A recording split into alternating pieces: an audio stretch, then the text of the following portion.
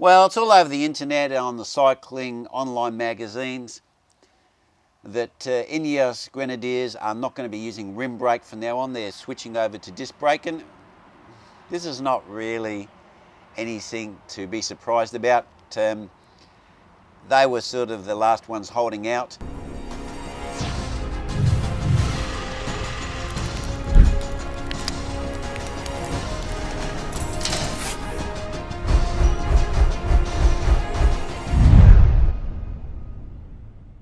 You know, the rim brakes now it's not the nail in the coffin, it's they're actually in the coffin, and we're having the eulogy, so they're just about in the ground. And it really makes a lot of sense, because with Shimano really wanting to invest zero money in rim brakes, all they did is really just adapt their old brake levers just to say that they offer it. It sends a huge message for the industry, because Shimano are one of the biggest group sets, and once someone like that, one of the big players, says it, it's kind of like writing's on the wall. We have to comply. Shimano wants us to use disc brakes. Pinarello want us to use disc brakes, and they're our big sponsors. They want to see these in the pro peloton. They want to see them on the bikes. They want to see disc brakes winning. So it's not unusual. There's no point getting upset about it. It's just the way it is. We knew this was coming. And as I said before, I'm a little bit disappointed, because I think it closes the door on, you know, a lot of people like to build up older bikes. They like to go and get a frame, you know, off Craigslist or Gumtree or Facebook or something like that, Facebook Marketplace. And they like to build up old bikes. It's cheaper, but they want to put a new group set on it. They want to put new equipment on this old frame. And what this move does, it really does limit that, unless you want to put on one of the lower end group sets. We still have Campagnolo who are offering it, but to be quite honest, it's just going to be a matter of time as well before they basically delete the rim brake option.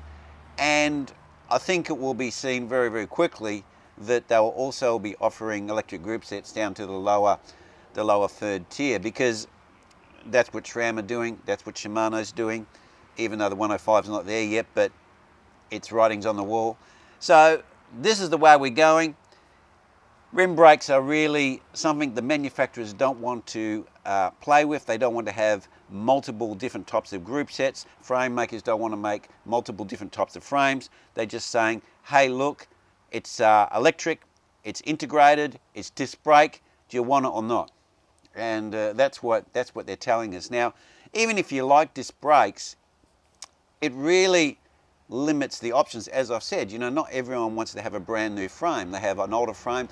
You know, I might have a frame that I've had for 10 years, and it's got an older group set on it, and I want to restore it. I want to maybe even give it a new paint job, or it's been kept in great condition, and I want to put one of the new Dura-Ace or Campagnolo or SRAM group sets on it. And it's a rim brake, because obviously, you know, about 2015, most of the bikes were rim brakes. And this just makes it hard, because now what I have to do is I have to also then go on Facebook, marketing, Craigslist or whatever, to try and pick up some second-hand parts that are in a reasonable condition, and then collect these bits and pieces, so then I can build up a bike that I want to ride, because it's got nothing to do with I'm a rim brake or a disc brake hater. It's just that, hey, look, you know, I want to restore my old bike. So it really shuts the door. And also, you know, the new wheels, what we'll see is the rim brake wheels will disappear from the market as well, because obviously they're just not supporting the group sets, they're not supporting the frames. So the rim brakes will disappear as well. So then you'll also have the same problem.